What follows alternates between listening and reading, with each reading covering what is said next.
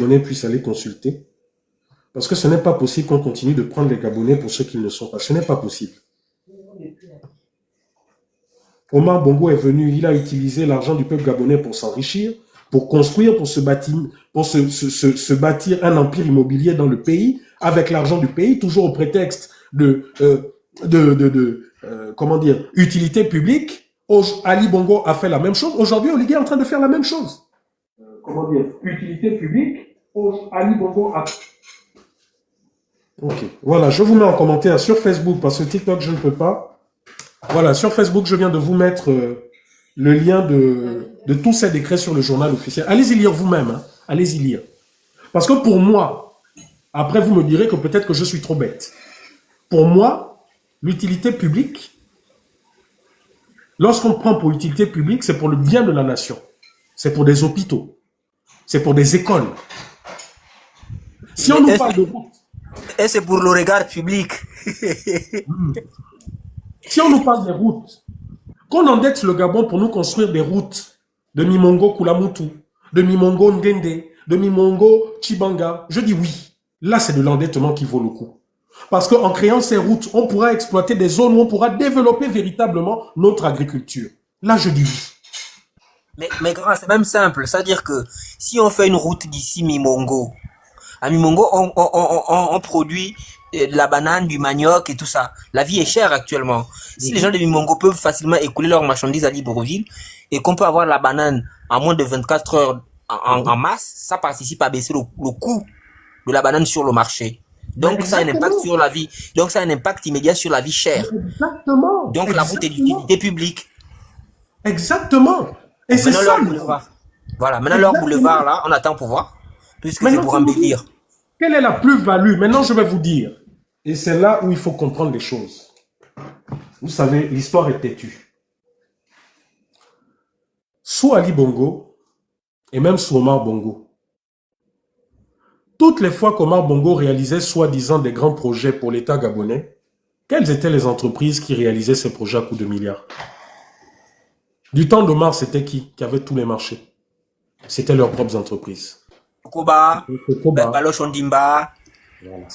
Sobea, les gens, les entreprises où ils étaient toujours eux-mêmes actionnaires majoritaires, voilà, avec leurs amis. Sous Ali Bongo, quand il est venu avec ses grands projets émergents, quelles étaient les entreprises qui étaient en charge de tous les travaux? Antraco, Sokoba un moment, Sokofi, Seydoukan. Quelles étaient ces entreprises? C'était la nébuleuse d'Ali et compagnie. Vous vous rappelez? Ils avaient créé leur NGT où Ali Bongo lui-même était PCA. Exactement. Quand le scandale est monté, quand le peuple a commencé à voir clair, qu'est-ce qu'il a fait? Ils ont fermé la NGT, non? Oui, sans audit, sans rien. Sans audit, sans rien. 40 000 milliards au bout du compte. En 14 ans. Comment vous pensez qu'Oligui a pu réaliser une campagne à l'américaine dans des jets privés et BOMAF, dans des hélicoptères et BOMAF? Les images sont là, hein? Jets privés et BOMAF. Location, soi-disant, de tous les jets privés noirs là, que l'État a achetés. Hélicoptères et BOMAF. Machines à laver, téléphone, tous ces gadgets qui sont venus de Chine là. Dites-moi un peu, quel est le salaire qu'Oligui a qui lui ont permis de pouvoir... Quand tu reçois mes messages là-bas. Sur quoi? Sur WhatsApp, je t'ai envoyé le décret de Plaine Oretti qu'Omar avait pris. Le décret de Plaine Oretti qu'Omar avait pris, c'était pour construire l'école. Hein. Okay, c'était pas pour enlever tout le monde là, c'était juste pour l'école. Oui, effectivement. Décret... Parce que les gens racontent beaucoup les histoires, Voilà. Non, t'inquiète. On va faire un bon montage avec tout ça et puis on va montrer au peuple. Maintenant, eux, ils vont nous montrer où est le fameux décret qui disait que les populations de Plaine Oretti savaient. Moi, personnellement, j'ai de la famille là-bas à Plaine Oretti depuis les années 70. J'ai de la famille là-bas. Je viens aussi de t'envoyer le décret de 2024 pour Akournam. Ouais. 2024, hein. Oui, 2024, donc c'est Oligui. Oui, pour Akournam. Je vois. Maintenant, ceux qui ont pour ligne de défense, c'est pas lui, c'est des trucs qui sont là depuis. allez-y réfléchir pour nous sortir une autre ligne de défense. Parce que tout ça s'effondre. Parce qu'aujourd'hui, leur ligne de défense, c'est la faute des Gabonais. Ils sont disciplinés. Ils prennent une superficie de 56 852 mètres carrés Mhm. à Kunam. C'est leur pays. Maintenant, ils vont tout casser C'est ça. pour bâtir. C'est ça, effectivement, à Condam, Je t'envoie tout. 56 000. Waouh. Tu vois, Esther, c'est ça la malice. Donc, eux, leur développement, c'est ça. On casse, on casse. Mais vous cassez, est-ce que c'est ce qu'on vous a demandé? Est-ce que c'est ce qu'on vous a demandé? Est-ce que aujourd'hui, c'est votre boulevard là qui va changer quoi que ce soit à la population, par rapport au bien-être de la population gabonaise? C'est quand même incroyable, hein? C'est quand même incroyable. Qu'ils aient décidé, par exemple, de reconstruire des cités telles que Akanda ou Lasni, tout ça, que ça soit dans les Goumiers, que ça soit dans les Malibé, ok, là, ça serait une bonne chose, on dirait oui. Vous cassez, vous logez tout de suite. On dirait oui, et d'ailleurs, c'est ce que toutes les populations disent. Toutes les populations disent, on n'est pas contre le fait de partir, mais respectez au moins la loi. Respectez au moins la loi. Mais grand, moi, ce que je comprends pas, c'est eux qui crient à la crise économique, financière. Ils ont ils ont 1001 projets. Ils ont le grand aéroport qui n'est pas fait. Ils ont la station balnéaire qui sont allés placer là-bas au Cap. Ils n'ont pas commencé les fondations. Ils ont la cité de la démocratie qui n'est pas finie. Ils ont la baie de Roi qui n'est pas finie. Bon, quand vous venez là, et puis quand j'entends les gens dire non, vous voulez que l'État reste locataire, hein? Mais dans ce cas, commencez par reprendre d'abord. Excuse-moi, Giovanni, attends. Ouais. Je vais faire monter quelqu'un. Le Marshal, fais une invitation. Lance une invitation, tu montes. Fais une demande, tu montes. Le Marshal, fais une demande et tu montes, s'il te plaît. Je vais te Attends, je vais répondre. aller le chercher. Attends, je vais aller le chercher.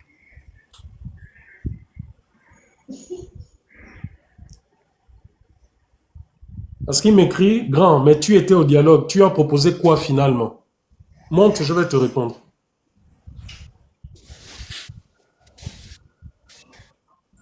Il ne va jamais venir. Je ne le vois même pas dans l'image. Le Marshal, monte, hein. Tu sais que je ne vais pas t'insulter. Monte, je vais te répondre et nous allons discuter. Bon, comme il est lâche, comme il ne veut pas montrer, je ne réponds pas à ta question. On avance. Voilà. Donc, ils disent que on ne veut pas que l'État arrête de louer. D'accord? Est-ce qu'on a fait l'inventaire des biens de l'État qui ont été construits par des privés et puis qui se sont finalement réappropriés ces biens-là? Ils sont au centre-ville là-bas. L'État a récupéré combien? Pourquoi l'État n'ouvre pas une enquête là-bas pour commencer à récupérer ses propres biens? Comme Est-ce ça, que ces biens sont rentrés au patrimoine de l'État? Où sont ces biens? mais grand, si tu as été ministre, quand on t'a nommé ministre, tu n'avais rien. Tu te retrouves hors du gouvernement, tu deviens propriétaire de tous les bâtiments du centre-ville. J'ai besoin de faire quelle science là pour comprendre qu'il y a quelque chose. Je te donne l'argent pour construire, je dis un truc comme ça, une école. Et toi, tu te retrouves aujourd'hui avec avec une université. Et l'État n'a pas finalement son école. Qu'est-ce que je ne comprends pas en fait? Tu te retrouves avec des voitures. Voilà, si on monte des vrais audits sur... Pièces. Tu comprends un peu? Voilà. Donc, il y a des choses, tu es fonctionnaire, quoi. Tu ne peux pas avoir un établissement qui coûte peut-être même 170 milliards de francs. Il faut que tu m'expliques ça. Et donc, si tu ne peux pas justifier, comme disait Baïbek au Cameroun, si le jour où je suis président, le lendemain, premier décret que je prends, personne ne sort du territoire. Je viens chez chacun qui a été ministre, on saisit tous vos biens. Celui qui ne peut pas justifier perd ses biens. Enfin, on ne met personne en prison. C'est ce que les Américains font, hein. Mais voilà. C'est ce que les Américains font. C'est-à-dire que quand tu mènes un certain train de vie, tu dois être à même de justifier. Tu dois être à même de justifier comment tu as pu acheter cette voiture. Tu sais, une fois, j'allais au Canada réaliser un reportage et j'ai vu une personnalité au niveau de la frontière qui avait des bijoux, à la frontière au Canada, qui avait des bijoux en diamant. Et cette personne était en panique totale. Parce que même lorsque tu franchis la frontière là-bas, tu as des bijoux en diamant, en or, tu dois justifier comment ça se fait que tu aies des bijoux en diamant. J'ai vu cette personne paniquer comme c'est pas possible. Tu comprends? Mais nous, au Gabon, voilà. Et là, c'est trop facile d'aller faire la loi, où la loi, c'est la loi est dure, mais c'est la loi avec les gens du bas peuple. Mais Demandez à Marie-Madeleine Boranso. voilà, allez-y un peu. Pourquoi aujourd'hui, c'est bien au Canada, Donc, c'est hein, ou même au Libye, pourquoi ils sont saisis? Puisqu'ils disent qu'ils ont travaillé toute leur vie de façon légale. Mais pourquoi ils n'arrivent pas à prouver la légalité de ces biens là-bas au Canada? franchement. Et c'est ce qui continue au Gabon. Et ce qui est triste, c'est de voir des gens comme Stéphane Zing aller donner de leur image pour ce genre de choses. Après, je le comprends aussi. Non, Tu mais sais, dans quand la tu n'as province, jamais construit de ta vie, quand tu n'as jamais déposé une pierre, tu sais, avec mon épouse, nous avions pour projet de construire un R+3, R+3 ou R+2, je ne sais plus. Tu sais, rien que le soubassement, combien ça nous a fait? 5 millions de francs CFA. Rien que le soubassement. Donc, tu sais, il n'y a que des gens comme Boom Pings, comme Stéphane Zing, qui peuvent venir avec beaucoup de légèreté, parler comme ils font concernant ces Gabonais-là qui ont tout perdu. Il n'y a que. Il n'y a que. Quand tu ne sais pas c'est quoi travailler à la sueur de ton front, quand tu ne sais pas c'est quoi dépenser de l'argent, investir dans la pierre, quand on t'offre des voitures parce que tu es l'ami d'Oligui, comme parce que tu as fait tellement de bruit et qu'on te nomme, tu n'as jamais travaillé de toute ta vie au Gabon, tu as terminé tes études, tu n'as jamais travaillé, on te nomme directeur, tu commences à toucher des millions, tu commences à avoir des voitures dans la climatisation. Ce n'est que normal que ces gens puissent parler comme ça. C'est normal, il faut les comprendre. oui, mais leur entourloupe qui consistait à nous faire croire que ils ne s'expriment plus sur la place publique, notamment sur les réseaux, parce qu'ils ont la capacité de parler directement au président et de présenter les failles du système directement de l'intérieur, là. Ça montre que c'est vraiment un jeu de dupes, parce que quand Mais toi, bien, Stéphane, tu allumes ta caméra pour venir justifier l'injustifiable, et que tu veux volontairement tromper le peuple, tu as des décrets qui condamnent, enfin, qui indiquent clairement que c'est le président lui-même qui a pris la décision. Et c'est lui qui a inspiré l'idée d'expropriation, notamment des zones qui n'étaient pas nécessairement prévues dans le projet. Donc, si toi tu prends l'initiative de venir dire des contre-vérités, ça montre clairement que désormais tu t'inscris dans une attitude de tromperie du peuple, et c'est au tout. bénéfice de ton estomac. C'est ça. Et moi, j'aimerais, sincèrement, Stéphane, si tu m'écoutes, j'aimerais qu'on ait un plateau où on puisse s'exprimer sur ça.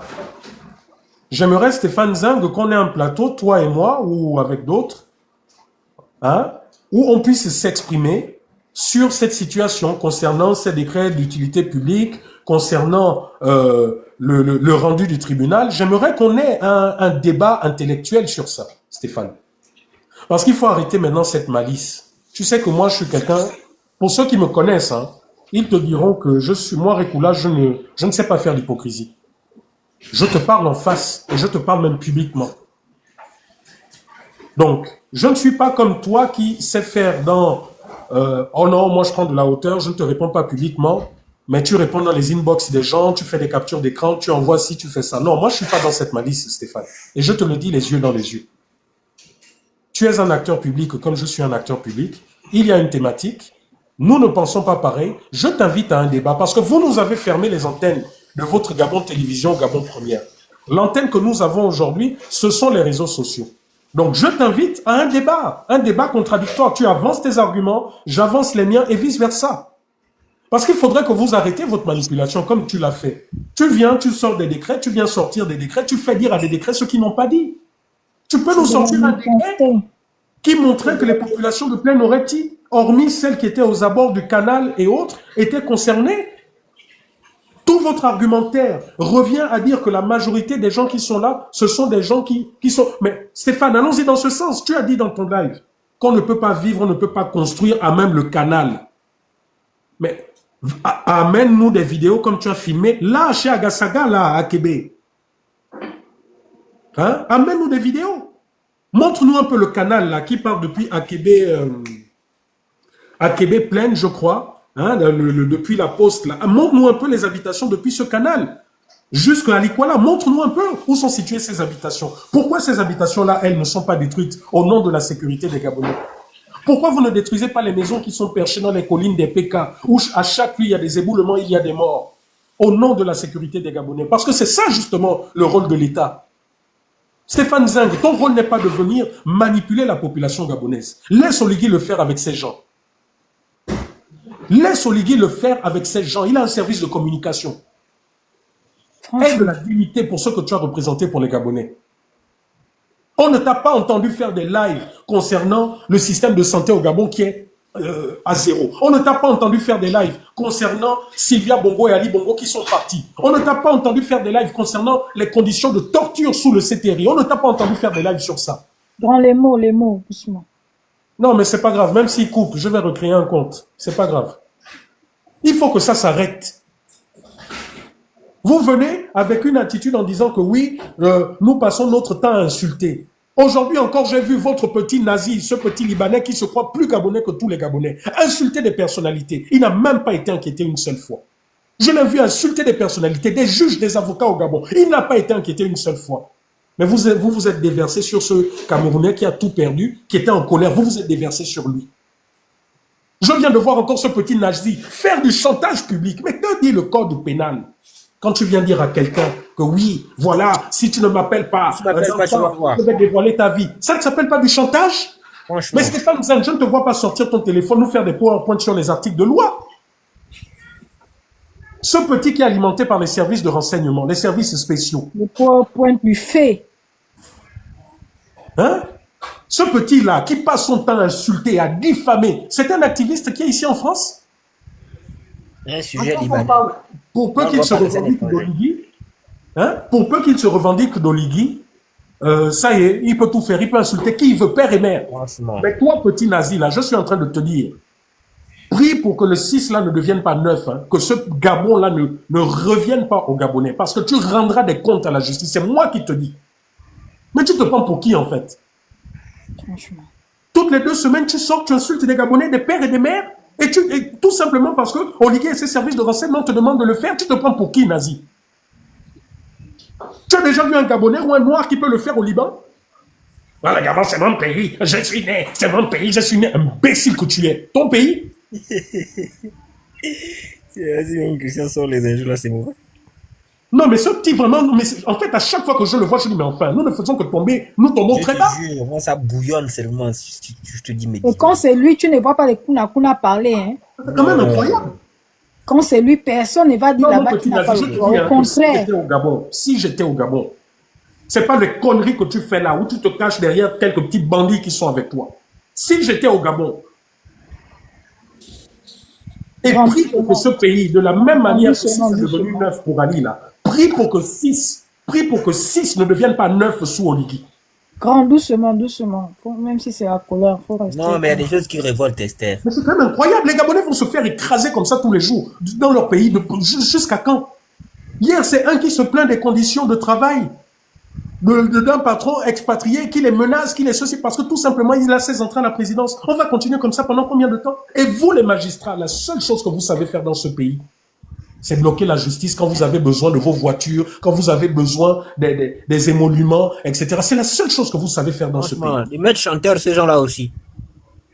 Des véritables maîtres chanteurs. Là, vous n'avez pas peur des services de renseignement. Vous n'avez pas peur de la torture quand vous avez besoin de voitures, quand vous avez besoin de primes ceci, de primes cela. Vous n'avez pas peur. Là, ils se cachent plus. Oh, injure au chef de l'État, 5 ans ceci, cela. Mais l'injure publique, l'outrage à magistrat. La dame que Nazi a insultée là, c'est pas un magistrat? L'injure n'a pas été injure publique. Insulter un avocat qui a été avocat du président de la République. Ça, là, on ne dit rien. Voilà un petit con qui me dit va au Gabon pour parler. Quand j'étais au Gabon et que je parlais, tu étais où? Toi, je t'envoie au Zimbabwe. Mais tu vois que des gens qui sont cachés derrière les profils, qui ne s'assument pas. Temple Zen là, bloquez-le moi, supprimez-le s'il vous plaît. Connard me dit viens au Gabon au lieu de parler. Quand j'étais au Gabon et que je parlais, tu étais où? Quand je parlais sous Bongo, quand ils pourchassaient chez moi, tu étais où? Quand ils sont venus casser chez moi, chez ma mère, tu étais où? Petit rigolo. Hein, ce petit nazi là, quand on subissait là au Gabon, il était où? Il était où? Ses parents Les vivent là avec Français Ali. qui sont là, qui vivent, les pères et mères qui sont là sous la pluie, qui lavent leurs enfants dehors. Il est où ce petit nazi là, le plus gabonais de tous? Quand Tu je as de vais la faire chance. Parce que c'est les bongos, c'est leur système qui vous ont permis ça. Tu aurais fait ça au Sénégal, tu n'aurais même pas mis 2 semaines que tu aurais quitté ce pays depuis longtemps. Tu aurais fait ça dans beaucoup de pays d'Afrique centrale, d'Afrique de l'Ouest, que tu aurais quitté ce pays. On allait le circoncire forcé là-bas. Mais qu'est-ce que ça devient au Gabon?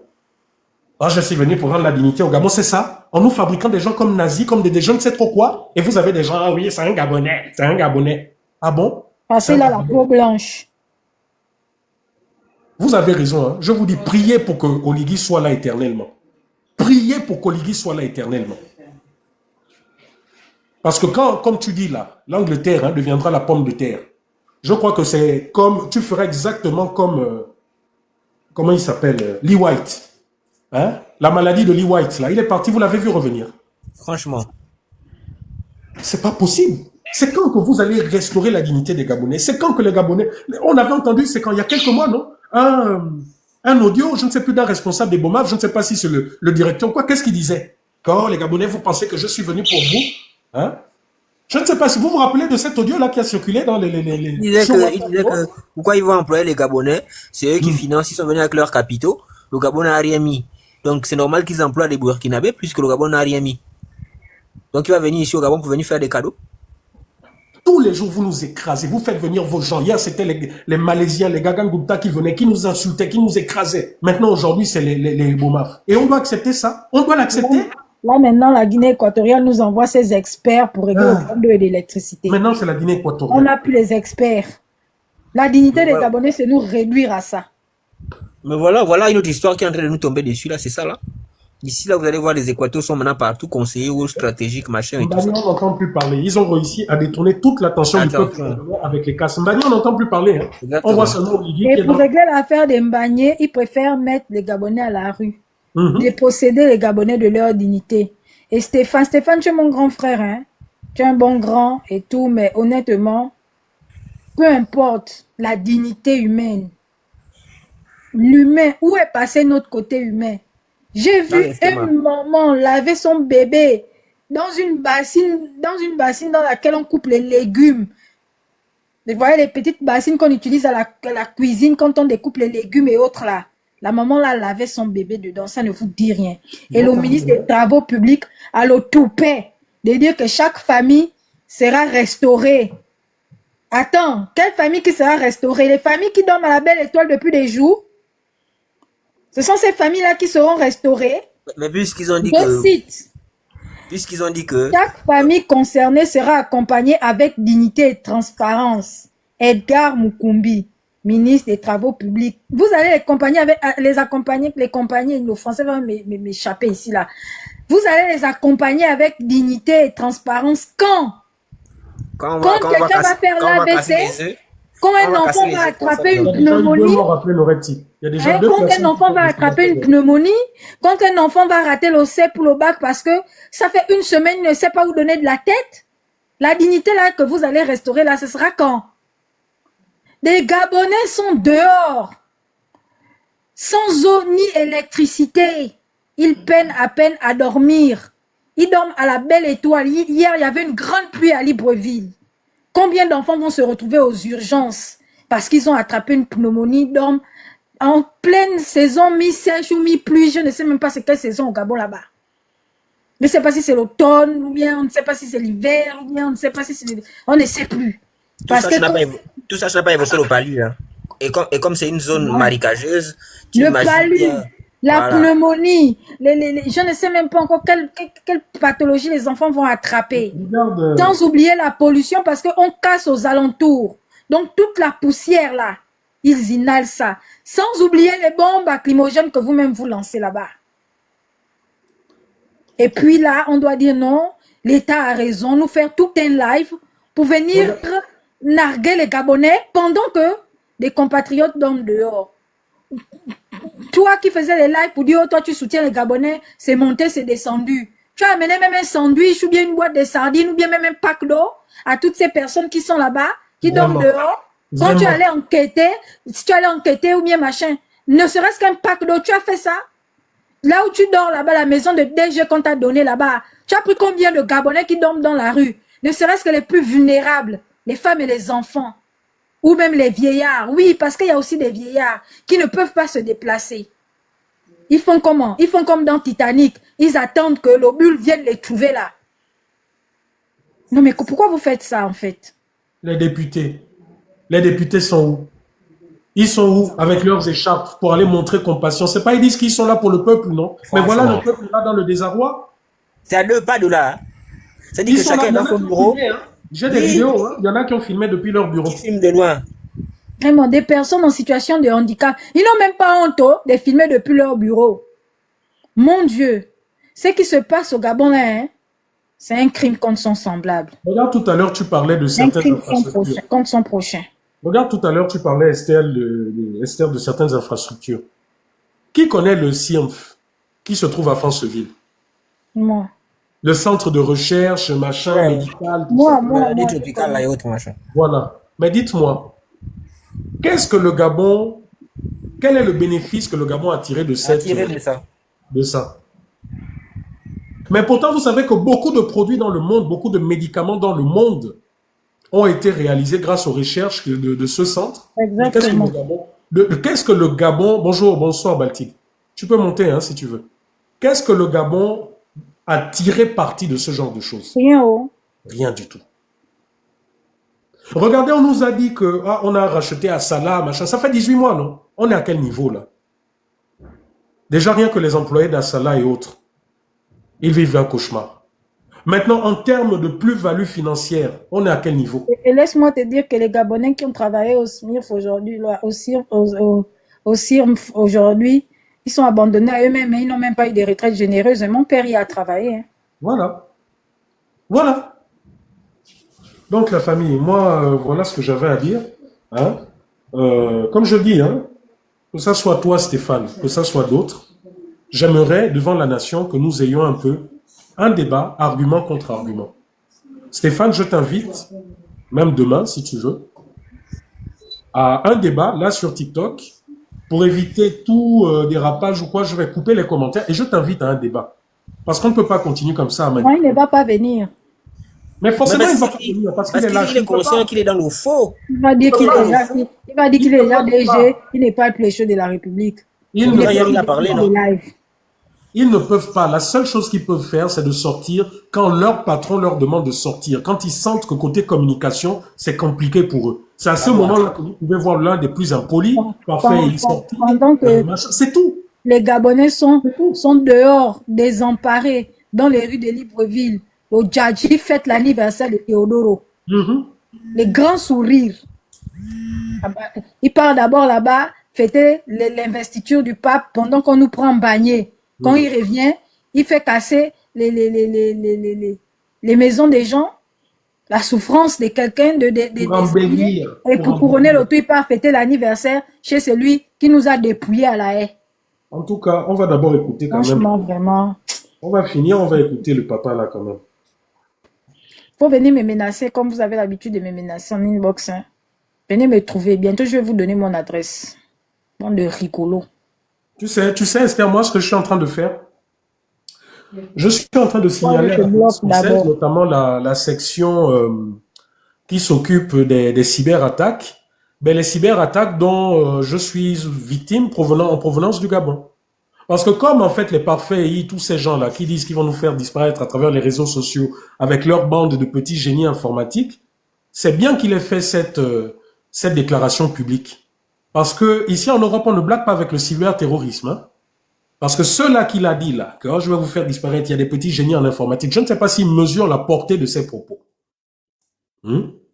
Donc, moi, je suis en train de constituer pas mal certains incidents qu'il y a eu, des attaques, des machins, et je vais déposer une plainte officielle auprès de la police française, et puis, ben, voilà. Bon, on va un peu écouter. Un enfant qui est arrivé hier au pouvoir, il va venir déranger les gens. Ne sais pas. Il va dépasser il va dépasser Ali.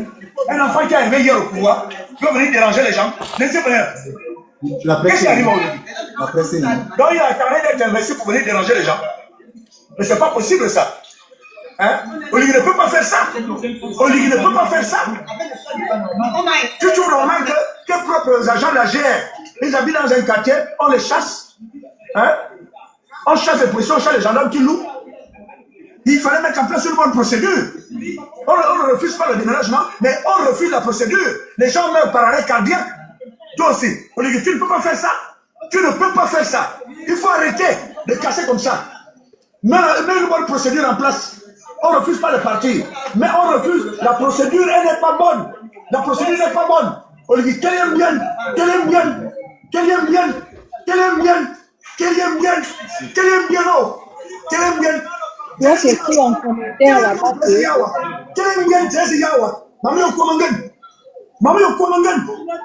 Patrice, Patrice, toi qui écris en commentaire là-bas que est-ce que c'est normal qu'on parle ainsi à un président? Tu as déjà conçu la maison. Tu sais dans quel état d'esprit ce papa-là est? Tu peux évaluer les pertes matérielles, l'investissement, peut-être comme de toute une vie. Tu veux que ce papa-là garde son calme? Tu veux vraiment que ce papa-là garde son calme? Le président Oligui vous dit merci entre l'Assemblée nationale et l'ambassade de Chine. Voilà ce qui se passe. Le président Oligui vous dit merci. Merci aux Gabonais, aux Gabonaises de l'avoir soutenu. Merci. Je sais qu'on vient m'attraper et manger. Je dis merci au président Oligui. Je suis là depuis 59 ans. Mon père a conçu si j'avais 9 ans. Merci Oligui nous dit. Merci. Président Oligui, merci.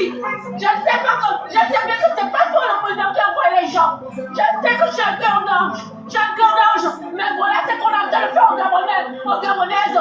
Le monde entier doit savoir ce qui se passe au Gabon. Qu'on nous met dehors comme les chiens, comme les cafards, comme les rats. Est-ce que c'est bon, mon président? Est-ce que c'est bon? Les mères d'enfants, les pères, les petits-enfants, les frères et sœurs sont dehors comme les chiens. Pas d'argent, sans rien. On nous met dehors. Je suis ici, mon père a conçu ici, j'avais 9 ans. Aujourd'hui, j'ai 59 ans. Président Oligui, mon fils, mon frère, est-ce que c'est normal?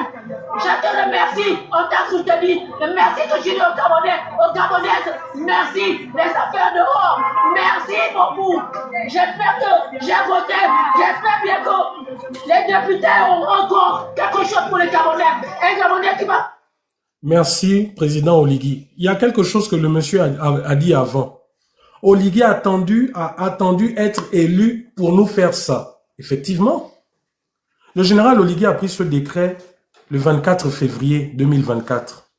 Pourquoi 6 mois après, comme l'a dit, ou 2 mois après, comme l'a suggéré Stéphane Zeng, pourquoi Oligui n'est pas allé casser?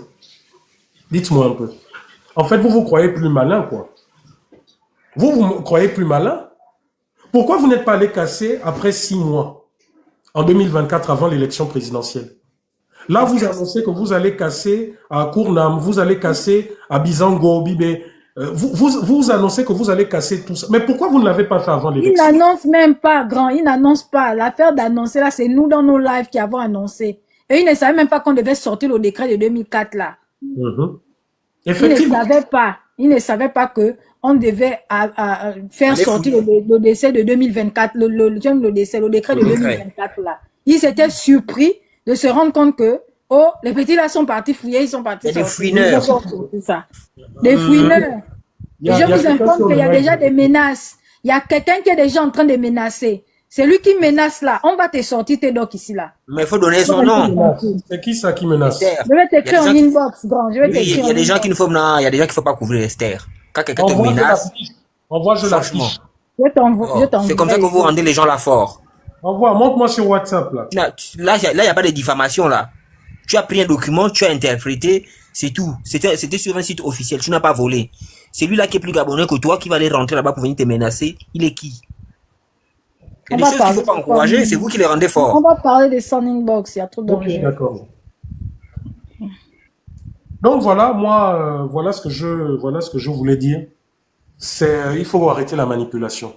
Et vous voyez, si vous étiez même malin, vous feriez les choses correctement. Parce que nous avions même pris la décision de ne plus parler des choses des Gabonais. Tellement nous sommes déçus du comportement du comportement de beaucoup. Nous sommes population même. Mais tellement ça nous fait mal, Nous sommes obligés. Vous savez, moi, quand je fais des lives comme ça, Je prévois souvent faire 1 heure. Au final, je fais 3-4 heures. Mais quand je fais 3-4 heures, j'empêche les enfants de regarder la télé. Les gens qui veulent cuisiner, ils font du bruit. Je leur demande de faire du bruit. Vous savez ce que ça me coûte dans mon foyer? Vous savez ce que ça me coûte, le voisinage, quand je parle à haute voix, etc. Et à la fin d'un live, vous êtes totalement épuisé, totalement vidé. Mais vous ne pouvez pas ne pas parler. Vous ne pouvez pas imaginer quand j'ai eu ces documents du Trésor public. Et cela dit, je suis encore en train de chercher confirmation. Mais j'ai ouï dire qu'il y a 2 agents du Trésor public qui sont en prison depuis 2 mois. J'ai ouï dire que c'était les agents qui avaient en charge de réaliser l'audit au Trésor public.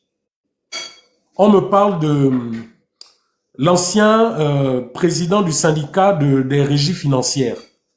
On me parle de M. Pradino Ofa, qui est un inspecteur du Trésor public. Je ne sais pas si c'est vrai, je suis encore en train de creuser. Je vais avoir confirmation avant de sortir.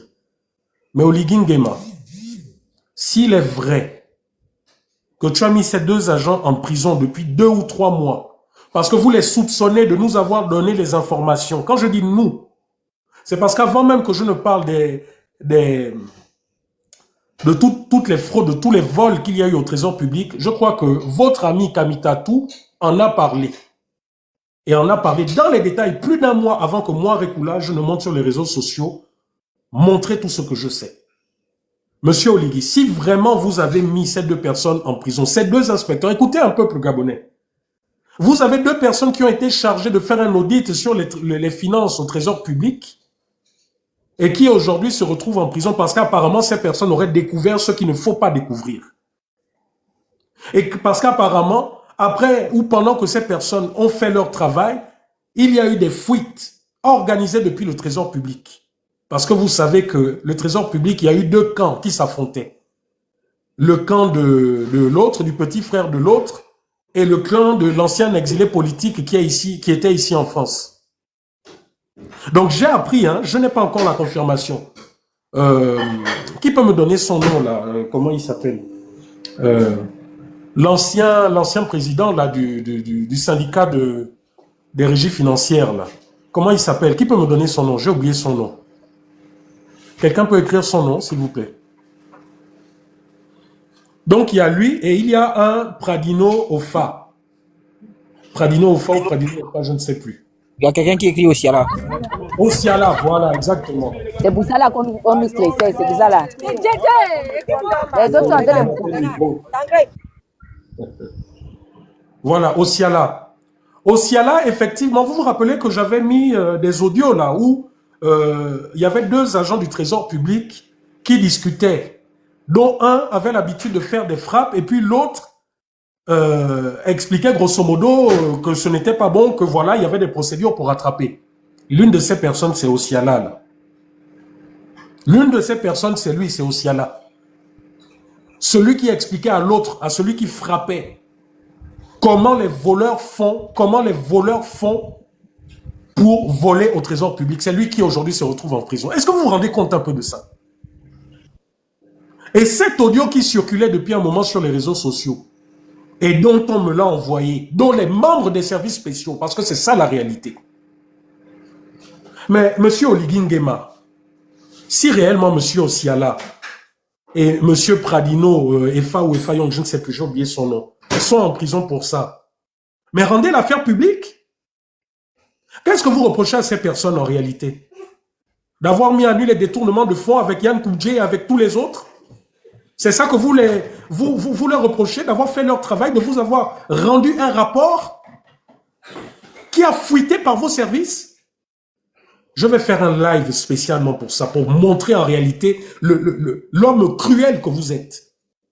Où toutes les personnes qui volent dans ce pays peuvent prendre l'avion, partir tranquillement. Mais les Gabonais lambda qui font leur travail et qui ont le malheur de regarder là, d'avoir vu là où il fallait pas, vous les faites croupir en prison.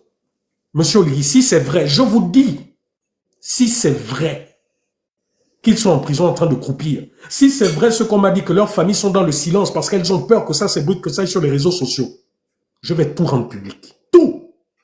Et vous allez venir me porter plainte ici. Je vais tout rendre public. La société civile que vous avez alimentée, les hommes de la société civile, les femmes de la société civile, les hommes politiques, les milliards que vous avez pris le 29 août pour alimenter votre coup d'État, les détournements de Yann Koubdje, les milliards qui sont sortis pour moderniser l'administration, le trésor public, Yann Koubdje, toutes les entreprises, j'ai tous ces documents. Vous voulez faire porter le chapeau à ces deux personnes? Mais de toutes ces années, depuis que je suis dans le combat, tous les documents que j'ai, ce sont ces deux personnes qui les donnent. Parce que vous êtes tellement méchants que lorsqu'on vous attrape, vous voulez coller des motifs aux gens.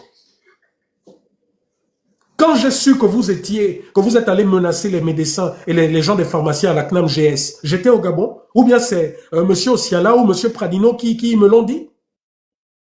Quand à chaque fois j'ai des documents confidentiels, ce sont eux qui me le donnent, qui me les donnent. Vous vous en prenez à ces deux personnes parce que tout simplement, ils ont eu le courage de faire leur travail. Je suis en train de creuser, je suis en train de creuser sur ça. Tout comme je sortirai pour montrer les crimes rituels qui se passent aujourd'hui à Mivoul. C'est extraordinaire. Vous avez un village de Mivoul qui est en train de souffrir des crimes rituels. Les coupables sont arrêtés, les coupables avouent, on les amène, curieusement, écoutez comment ça se passe. Les personnes commettent les crimes rituels à Mivoul. Au lieu de les transférer à la prison centrale d'Oyem, on emmène une seule à Oyem, les autres, on les amène à Libreville. Qu'est-ce qu'il explique? Qu'est-ce qui explique ça? Et ceux qui ont pratiqué les actes sont mystérieusement libérés à Libreville. Mais comme le pouvoir a changé, il ne faut plus qu'on parle de crimes rituels parce qu'à l'époque, on nous disait que les crimes rituels, c'était les bongos. Non, je m'en fous le vocabulaire. Même si on coupe, je vous ai dit, moi, mes pages ne sont pas monétisées. Donc, même si on coupe, je vais réouvrir un compte Ricoulas. Moi, ça ne me dérange pas. C'est quand même extraordinaire. Vous avez aujourd'hui des familles à Mivoul qui sont terrorisées. Je vous dis, le rythme qu'il y a aujourd'hui à Mivoul des crimes rituels, c'est extraordinaire. Je vais revenir. Le dossier, il est là. Parce que vous savez, quand on parle, il faut avoir des éléments de preuve. Il faut parler avec les victimes, leur demander les dossiers, etc. Tout comme depuis, je vous ai parlé de l'un des bras droits de Frédéric Bongo qui passait son temps à torturer au B2. Qui, dès que Oligui a pris le pouvoir, il a été affecté au niveau de Mandilou. Il craignait pour sa vie, il écrivait à son épouse. Et il a été trouvé mort dans un accident de voiture, la voiture complètement écrabouillée, mais lui, même pas une égratignure. Même pas une égratignure. La famille a pris les photos, le corps, et curieusement, au niveau du cou, il y a eu comme des injections au niveau du cou. J'ai les photos du corps, j'ai les photos, tout ça. C'est de lui dont parlait Grand Calais. Vous vous rappelez les témoignages que j'ai filmés? Grand Calais qui parlait des actes de torture qu'il subissait au niveau du B2, sous le général Sipagno. Le fameux Ipman dont il parlait. Vous vous rappelez la vidéo? Elle est toujours là. Ouais. Quand il disait, vraiment, Ipman, vraiment, je l'ai vu, j'ai vu sa maman qui vend. C'est de ce monsieur dont on parle. Et un autre monsieur qui pratiquait la torture. C'est ce monsieur, vous vous rappelez, il y a quelques mois, qui faisait des misères à une famille là au PK 8, au 8 ou au 12. Qui a décidé de mettre une barrière sur la voie publique. Qui a porté plainte en diffamation à cette maman. Voilà ces personnes qui aujourd'hui sont au-dessus de la loi. Qui n'ont de compte à rendre à personne. Mais Stéphane Zeng, je me rappelle que tu nous avais montré ici, à tous les Gabonais, un réseau de ceux qui pratiquaient des crimes rituels. Est-ce que vous vous rappelez de cette vidéo? Où il nous a même fait témoigner des présumés assassins. Maintenant que tu es au Gabon, c'est à quel niveau de ça? Ou bien c'était une vidéo faite pour les vues et pour avoir de l'audience? À quel niveau? À quel niveau? On ne vous entend plus curieusement. Non, vous n'allez plus manipuler la population gabonaise comme ça, c'est fini. Vous n'allez plus manipuler la population gabonaise. Vous avez fait de moi ce que je suis aujourd'hui. Je suis en exil. J'accepte, dans ma tête, j'ai accepté même de ne plus revoir le Gabon. Mais je vais vous faire ça dur. Aussi vrai que vous avez tenté de manipuler la communauté internationale avec des vidéos fake, des hautes fake, nous, notre rôle, c'est de montrer la véritable situation du pays. Et les ambassades qui sont là, auprès de qui vous voulez vous faire beau, eh bien, elles voient la réalité. Les ONG qui sont là, et votre plus grand malheur, et Stéphane, tu le sais, c'est que mon militantisme, je le fais avec des ONG. Stéphane, tu as participé à l'une des dernières tournées avec moi. Nous avons dormi dans la même maison, quasiment dans la même chambre, à Marseille. Et tu as vu que mon engagement ne s'arrête pas que sur Facebook et TikTok. Tu l'as vu. Vous voyez comment je voyage avec l'ONU, comment depuis la France ici, je quitte la France pour aller avec l'ONU donner des conférences dans des pays africains. C'est juste parce que je ne fais pas de live sur ça. Mais je vous ai dit que la société civile corrompue qui existe là va changer. Les hommes de la société civile aujourd'hui corrompus, qui vont prendre des dizaines de millions au trésor public et qui aujourd'hui maltraitent des Gabonais, c'est fini cette histoire. Soit vous allez nous porter plainte à nous tous, ou vous allez tout simplement rendre des comptes au peuple gabonais. Vous avez fustigé les hommes politiques, vous avez fustigé les partis politiques qui se comportaient comme des bandits, et vous-même vous faites la même chose. Mais allez-y, sortez officiellement de la société civile et devenez des hommes politiques. Arrêtez de vous faire passer pour des hommes politiques, pour des gens de la société civile. Arrêtez. Comme mon petit frère qui passe son temps à vouloir donner des leçons, qui passe son temps... Non, c'est fini ça, c'est fini. Je dis bien, c'est fini. Et là, je m'adresse bien à Marc, je m'adresse bien à Georges Paga, mon grand frère, je m'adresse bien à Geoffroy, je m'adresse à vous tous. Je m'adresse à vous tous. Vous n'êtes plus des membres de la société civile, vous êtes des hommes politiques et assumez-le. Assumez-le.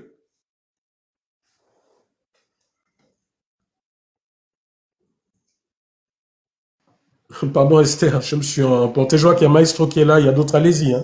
Non, ça va, tu as raison. Vous savez que quand je démarche, ça m'énerve tellement. Vous n'imaginez pas ce que je vis dans ma chambre. Même si tu es en train de nous restreindre le live, c'est pas grave. Tu as raison. Là, si les gens, franchement, au lieu de ne pas parler, ils se mettent quand même à parler. Fallait fermer vos bouches. Lui et Cash, ils sont là-bas, Pouloumpa, en train de parler maintenant. Cash, Kouamato aussi. Moi, je dois parler. Vas-y, maestro, t'inquiète pas, prends la parole. Je parle. Vous me mettez là en difficulté parce que là, je suis dans mes problèmes familiaux. Je vous demande de baisser le volume parce que je suis au salon. Tu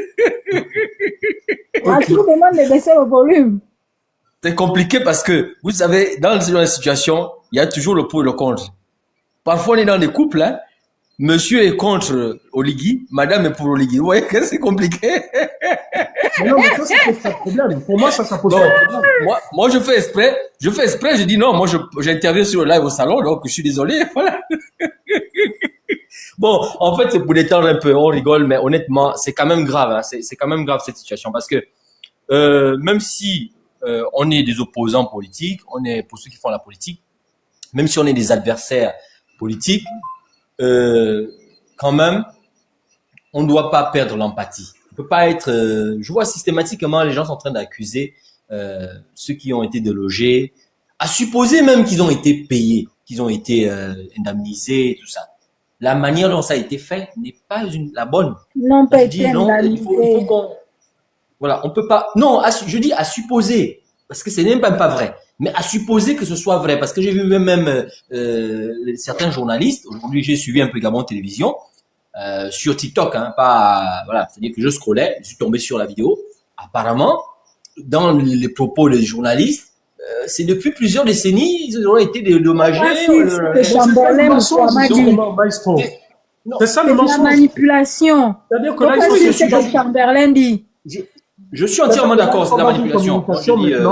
Pour bien faire passer la pilule, Maestro, aujourd'hui, le mot d'ordre, la communication officielle du gouvernement d'Oligui est de dire que tous ces gens savaient qu'ils devaient être déguerpis depuis des dizaines d'années, mais qu'ils ont persisté, ils se sont obstinés à rester là. Voilà la communication officielle. Et c'est totalement faux. Mais même pour contrer leur communication, pour contrer leur communication, qui nous justifie alors les décrets de 2024. Notamment le décret du 26 février 2024 voilà, et le décret du 8 août 2024 concernant la zone d'Akournam 1.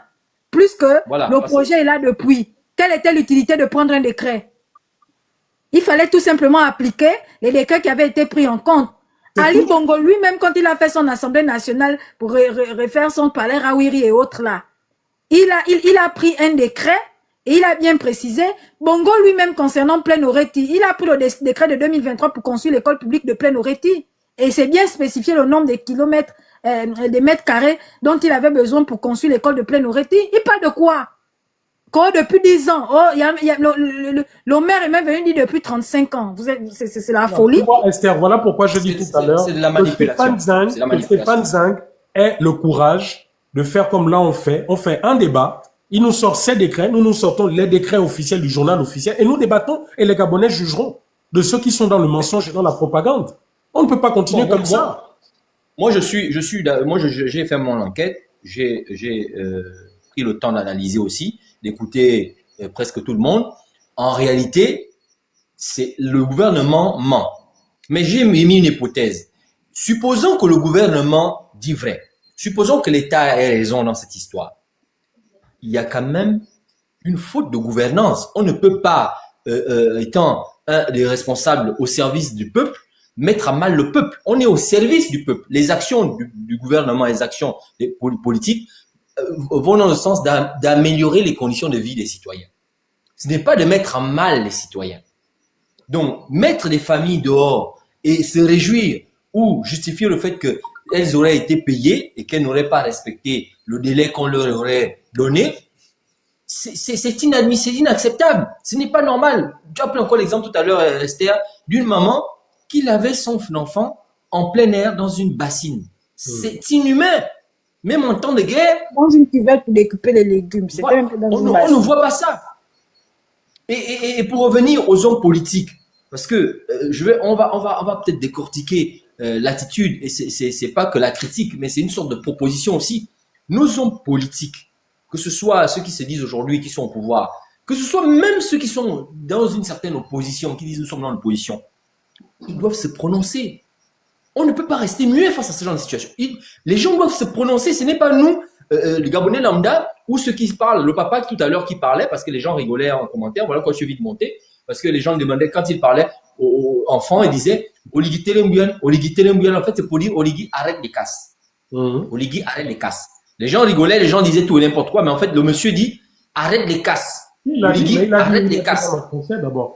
Il a dit même en français d'abord. Donc, il faut arrêter la casse, et même si on doit continuer la casse, il faut que clairement, on puisse clarifier la situation, apaiser les tensions, parce que ce sont les tensions qui sont en train de naître. Les élections arrivent, et même avant les élections, il y a quelque chose, c'est comme la marmite qui est en train de bouillir. C'est une tension qu'on est en train de créer là, qui en éveille là. Et les hommes politiques, ils ont ce devoir moral de défendre les personnes, des sans-voix. Des personnes qui ne peuvent pas parler devant les médias ne viennent pas leur tendre le micro, mais qui va dénoncer cette injustice? Ou proposer même des solutions? Parce que nous, on peut aujourd'hui parler, mais les hommes politiques, là, le fait qu'ils s'expriment et qu'ils fassent des propositions, ça peut aller dans l'oreille de ces dirigeants-là et pour recadrer le tir, parce que peut-être que les conseillers sont totalement perdus, la parole des hommes politiques peut être un impact, une force de proposition. Le silence, ce silence qu'on voit là, il est grave. Ça veut dire que le peuple est abandonné à lui-même. Ça cache un chaos qui est en train de se préparer. Parce que, abandonné à soi-même, on est prêt à tout et à faire n'importe quoi. Les gens peuvent s'amener à faire n'importe quoi. L'église, mon Dieu, l'église. Moi, je ne sais pas. Aujourd'hui, c'était dimanche. Mais moi, j'ai envie même d'inciter les gens à ne plus aller dans les églises. Parce que les églises, les ONG, les associations, elles ont joué quand même un rôle de solidarité. Ils ont disparu. Un minimum de solidarité. L'association des pasteurs qu'on a vu pendant la campagne et autres, tous ils ont disparu. Là, il n'y a plus d'onction, il n'y a plus de révélation, il n'y a plus de prophétie. Parce qu'on a vu des prophéties là. Prophétie sur prophétie, prophétie sur prophétie. Mais à quand même l'alerte morale? Dire en tant qu'homme moral que attention, ce qu'on fait là, c'est inhumain. On ne peut pas dégrader l'humanité de cette manière. Où est notre humanisme? C'est pas normal. Si on veut vraiment, comme le disait Esther tout à l'heure, on veut vraiment être vrai dans cette affaire, qu'on nous sorte des éléments factuels, des documents, des preuves pour dire qu'en réalité, depuis 30 ans, voici les procédures qui ont été engagées, voici ce qui a été dit, voilà.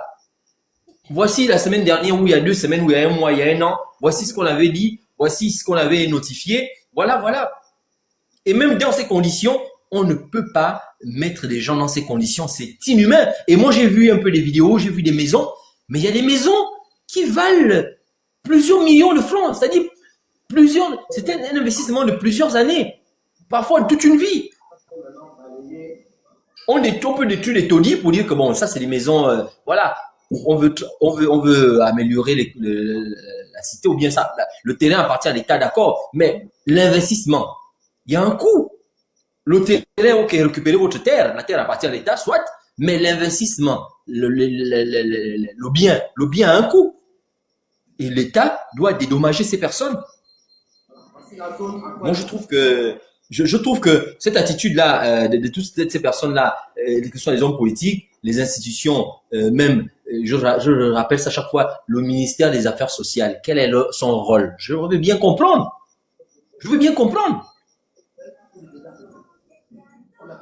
C'est un danger parce que, à cette allure, moi, je suis convaincu que les prochaines échéances électorales, le pourcentage, non seulement les gens vont voter pour sanctionner, mais ceux qui ne vont même pas, l'autre pourcentage des gens qui vont s'abstenir, ceux qui ne vont pas voter, ce sera par ras-le-bol parce qu'à cause de ce genre de situation-là, parce qu'à voir comment les gens s'expriment, ça veut dire que les gens vont, à un moment donné, le fait qu'on méprise leur souffrance, ils vont se dire, mais à quoi ça sert de continuer à nous impliquer dans l'affaire publique, dans les politiques, puisque les politiques ne sont pas là pour nous.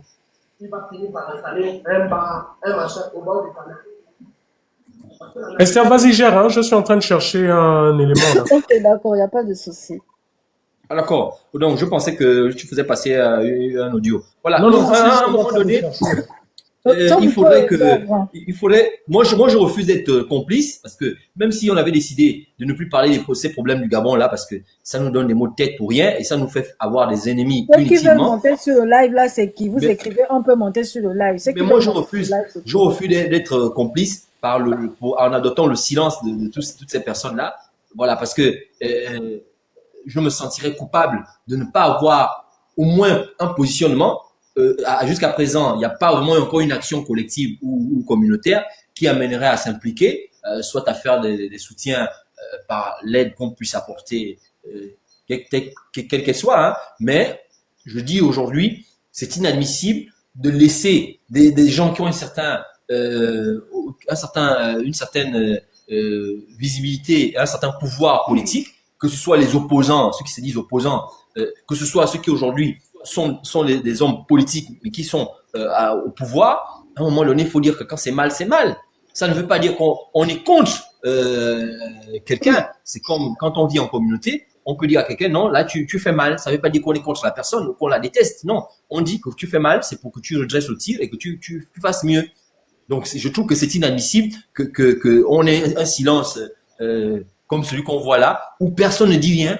On n'a que de la propagande, les médias qui viennent faire de la distraction, les autorités qui mentent, parce que vraisemblablement elles mentent, puisque la partie, ceux qui se sentent lésés, ont apporté des éléments. Il y a des décrets qui sont là, on a vu ces décrets, on a vu l'arrêté du tribunal, on a vu les témoignages. Les gens ne peuvent pas venir sur la place publique face caméra dire une chose qui n'est pas vraie, en sachant qu'ils sont dans le tort. Donc c'est quand même grave, Et quand je vois des gens qui disaient défendre la justice, les valeurs humaines, comme les Stéphane Zeng, qui étaient avec nous il y a quelques années dans ce combat-là, on a partagé des panels, on a partagé des formations ensemble, on a partagé des échanges, des idées pour mettre à mal le système qui était en place. Aujourd'hui, quand on écoute des sorties comme ça, moi sincèrement, en tout cas, ça me met mal, Ok. Bonsoir à tous, je peux prendre la parole rapidement.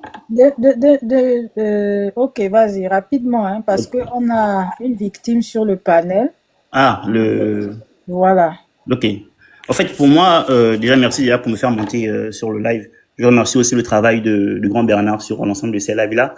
Le vrai problème du Gabon, en fait, c'est le non-respect du droit.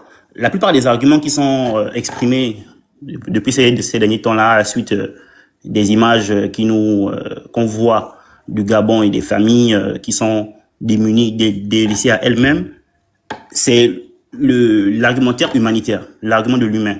Mais il y a un autre argument qui passe vraiment inaperçu.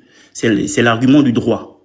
Au Gabon, on a un État, on a l'exécutif, qui est en fait une partie de l'État, qui pense ne pas être soumis au droit, qui pense que le droit, déjà même je me questionne même si les personnes telles que les ministres et tout, et même les dépositaires d'autorité publique, la police et tout, connaissent eux-mêmes le droit, connaissent quelles sont les actions qu'elles peuvent mener et quelles sont les actions qu'elles ne peuvent pas mener vis-à-vis du droit. Parce que la définition même d'un état de droit, c'est que le citoyen et l'État même sont soumis aux mêmes droits. C'est-à-dire que de la même façon dont le citoyen a des droits et des devoirs, mais l'État aussi a des droits et des devoirs. En parlant du cas dans lequel nous sommes, où le grand Stéphane, ben même là, je suis un peu déçu de sa sortie, parce que bon, on le connaissait déjà dans la bataille de l'activiste depuis des années. Il a fait ressortir un décret des années 1900, déjà de Bongo. Mais le droit gabonais dit que lorsque l'État n'a pas obtenu le déguerpissement des populations au bout de 5 ans, ben la première procédure normalement devient caduque. Et normalement, on retourne à l'état initial, c'est-à-dire que des indemnisations nouvelles peuvent être exigées. Ça, c'est un point. Le deuxième point, rapidement, c'est lorsque il faut emmener la force publique par la police et les bulldozers comme ils ont fait, il y a le droit demande à ce que il soit constaté par avis d'huissier la demande d'exécution du déguerpissement des lieux en question. C'est-à-dire que un mois avant, ou bien 2 mois avant, il devait aller rencontrer les populations pour pouvoir leur demander de partir avec un huissier et leur donner cet avis-là, en fait.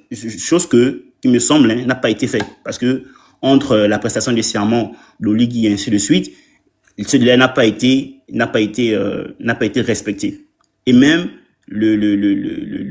comment ça s'appelle? L'avis de déguerpissement n'a pas été donné aux populations de par les témoignages qu'on reçoit. Le troisième argument, c'est l'avis du tribunal. On a le pouvoir judiciaire qui a émis un commandement, mais l'État même sur lequel qui est censé être soumis également au pouvoir judiciaire se met à aller contre l'avis du tribunal, alors que notre République est conçue sur 3 principes. Sur 3 principes. Le principe exécutif qui est censé juste faire appliquer les lois, c'est tout. Le principe judiciaire qui est censé contrôler la bonne application des lois. Le principe législatif qui est censé créer les lois. Mais aujourd'hui, on voit un État, comme le grand Bernard dit, un État avec des dépositaires de ce pouvoir-là, qui sont des voyous, parce que eux-mêmes, ils se pensent au-dessus de la loi. Dessus quoi aussi, on a aussi des magistrats, comme ça a été dit en amont du live, qui, lorsqu'il s'agit de leurs primes, ils font des grèves. Lorsqu'il s'agit de remettre la justice, de redonner ses valeurs à la justice, on ne les voit plus. Corrompus jusqu'à la moelle. Et donc, ça, au-delà de l'argument humanitaire, le principal argument, c'est l'argument du droit. On n'est pas dans une société archaïque. On est dans une société où il y a des lois qu'il faut respecter. Et ça n'a pas été fait. Voilà. Je vous remercie de m'avoir écouté. Je ne sais pas si je peux passer la parole donc à la victime qui est... Mais Esther, si tu me permets, je voulais juste corriger 2 petites choses par rapport à ce qu'a dit le monsieur, parce que, bon, je pense qu'il voulait parler d'une société anarchique. Bon, voilà, c'est pas l'anarchie, mais en même temps, il faut pas accuser les hommes de droit. Parce que les hommes de droit, les hommes de droit, il faut... c'est-à-dire que si moi, je me sens lésé dans une situation, je vais vers les hommes de droit. C'est pas eux qui viennent vers nous. Ce n'est pas aux magistrats ou aux juges tout ça de venir sur le terrain pour faire l'enquête. Mais l'État doit appliquer la loi parce que la loi, elle est déjà écrite et la loi, elle, tout le monde, comme on dit, nul n'est censé ignorer la loi. Ça veut dire que lorsqu'on déguerpit quelqu'un dans le cas d'espèce, il y a une procédure. On ne peut pas déguerpir les gens du jour au lendemain, d'après ce qui a été dit, hein, du jour au lendemain, sans préavis écrit. Mais exactement, même la vie, parce que c'est pas une chambre à coucher ou bien une chambre d'hôtel où je suis venu dormir, on me dit non, tu n'as pas payé 2 jours. L'avis d'expulsion n'a pas été donné aux familles, n'a pas été donné par voie d'huissier. C'est pas un avis d'expulsion où on vient vous le dire à l'oral. Non, il faut le faire constater par voie d'huissier. Et d'abord, au préalable, il faut que les différents dédommagements aient été déjà faits. Voilà. Mais ça, c'est au niveau de l'État. Comme le grand Bernard a dit au préalable. C'est pas au niveau des hommes de loi. Mais c'est au niveau des hommes de loi déjà. De le préciser déjà de 1 et ensuite à l'État de l'appliquer. C'est parce que l'État est voyou qui n'applique pas la loi. Maestro, pourquoi je parlais des hommes de loi? Tu sais, ailleurs, dans les démocraties ou dans les pays qui fonctionnent plus ou moins selon la démocratie occidentale, quel est le rôle des hommes de loi? ce cas se serait passé au Gabon, tu aurais vu que l'association des avocats se serait portée, comment dire, se serait fédérée, voilà, partie civile pour aider les populations victimes à porter plainte contre l'État par rapport à ces manquements. Ça, c'est déjà fait au Gabon. Les hommes de droit auraient pu se déplacer, les avocats, par exemple, auraient pu se déplacer, aller sur le terrain, expliquer aux Gabonais lambda qui ne sont pas forcément instruits, qui auraient pu leur expliquer la loi, qui auraient pu leur expliquer les recours. Voilà pourquoi je parle des hommes de droit. Mais après ça... S'il vous plaît, essayons de donner la parole à Yannick parce que c'est une victime et au Gabon, là-bas, il y a un problème d'électricité. Ok, donc je me mute. Yannick, bonsoir, je vous écoute. Comme il est au Gabon, là-bas, il y a des problèmes d'électricité. Pourquoi on ne nous coupe pas l'électricité aux frangins? On profite, je ne sais pas s'il a des données mobiles et tout ça là. Yannick, tu peux prendre la parole. Oui, bonsoir, bonsoir. Je ne sais pas si vous me captez. Oui, on vous écoute, même si c'est un peu éloigné. Vous avez la voix un peu rouillée. Voilà, j'ai la voix un peu... J'espère que ça va. Déjà, beaucoup de courage aussi à vous pour la situation que vous traversez. Et franchement, c'est gentil de monter sur les panels parce que je suppose que ce n'est pas une situation facile. Alors, donc, je vous remercie. Remercie parce que, bon, comme vous l'avez dit tout à l'heure, ma voix est enrouée, hein, entre le fait de crier, le fait de pleurer, et voilà. Bon, je voulais vraiment monter sur le live pour essayer d'apporter quelques précisions. Quelques précisions parce que l'opinion nationale est manipulée par la communication gouvernementale. Et je remercie Bernard pour ce discernement qu'il a toujours et le fait qu'il soit toujours en première ligne lorsqu'il faut dénoncer toutes sortes de manipulations. Parce que le direct de Stéphane Zeng, permettez qu'on le cite, c'était de la pure manipulation. De la pure manipulation en ce sens que lorsqu'il a commencé, il a donné l'impression de compatir. Mais en réalité, c'était pour vendre le projet qui allait se faire. C'est du pur machiavélisme venant de quelqu'un qui a mené apparemment un combat pour le respect des droits des populations. Mais malheureusement, voilà, on se retrouve... il se trouve que, bon, voilà, chacun fait son choix. Beaucoup étaient des écrits. Ils voulaient être à la place des gars de la GEV et de la Young Team. Bon, c'est leur choix. Revenons à ce qui s'est passé. 2 minutes, Monsieur Broyani. Quand vous allez quitter de ce live-là, changez le nom de votre compte, hein? Parce que les gens du Gabon, là, c'est des bandits. Parce qu'on ne veut pas que vous vous retrouviez au B2 demain. Ne pleurez pas en commentaire, s'il vous plaît. Non, Esther, non, je m'affiche. J'ai pas peur de ça. J'ai pas peur de ça. Non, c'est juste parce qu'on connaît un peu comment ça se passe là-bas. Donc, on essaie de... Voilà. Allez-y, vous pouvez continuer. Ok, alors, venons-en au fait. Le gouvernement fait une communication, c'est-à-dire que